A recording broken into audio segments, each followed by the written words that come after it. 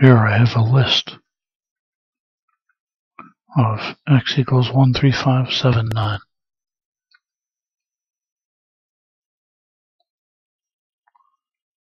They are numbered by index 0, 1, 2, 3, and 4.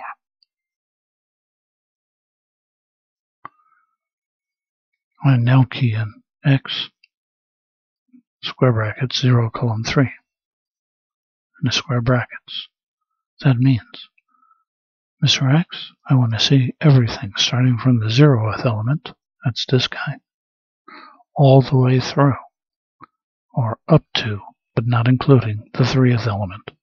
So that's 0, 1, 2, 3, oh, not the 3rd element, just these 3 guys, 1, 3, and 5.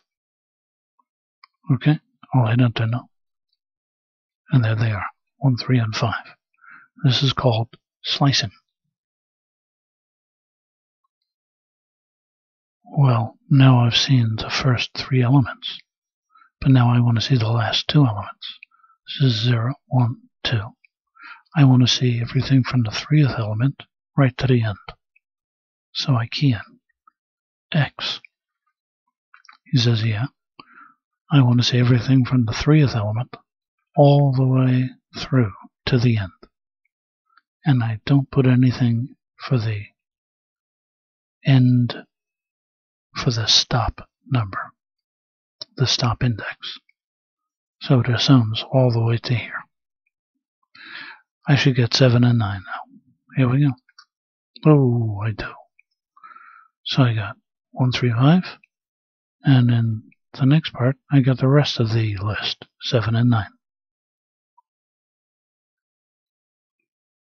Now, I said this was slicing, but this is a funny kind of slicing. The beginning part is here, but the last part is not included. This is what you call a slice range that's half open.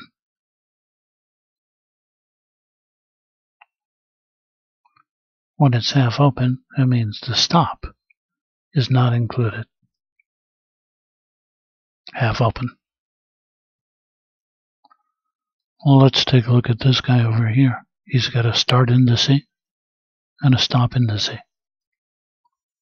A start and a stop indice.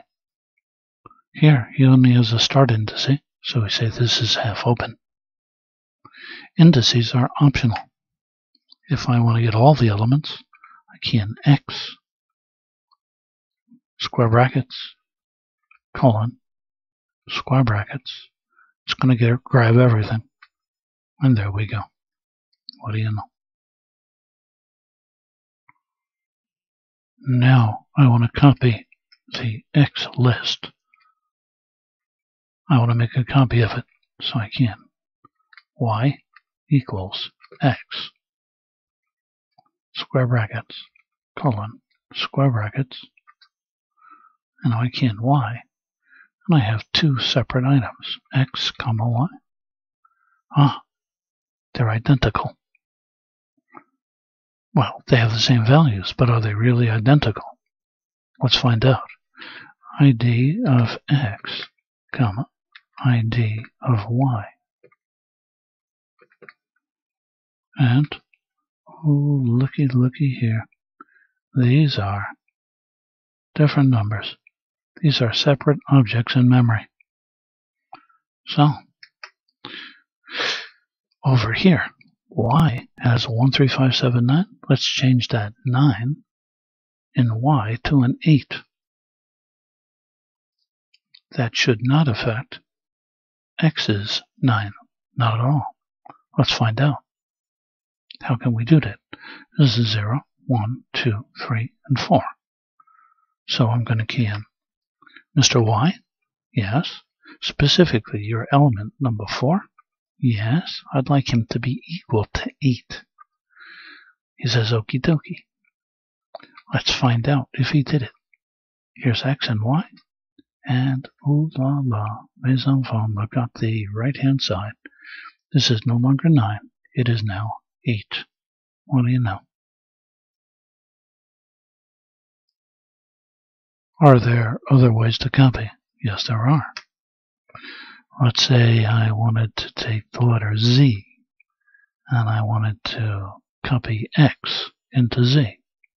So I would say Z equals Mr. X. Yes. I want you to copy yourself. Yes. And then what? After you copy yourself, assign the copy to Z. And it's done. Is there a Z now? Oh, there is.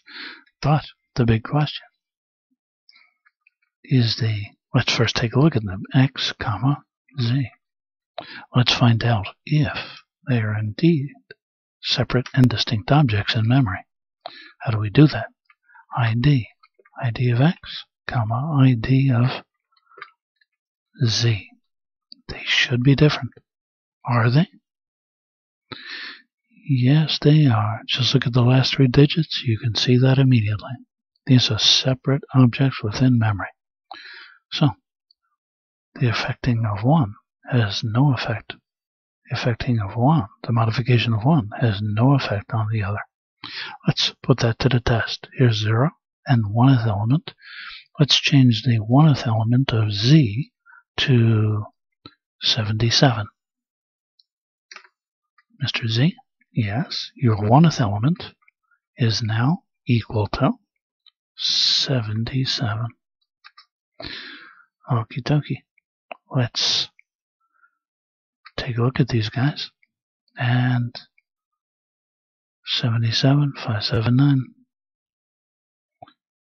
13579. They are distinct objects in memory. The modification of the one has no effect on the other. What do you know? This is George Boole. I want to thank you for listening. And if you like this video, please click on the like button. I'd appreciate that. And I'll see you in the next video. Till then, bye-bye.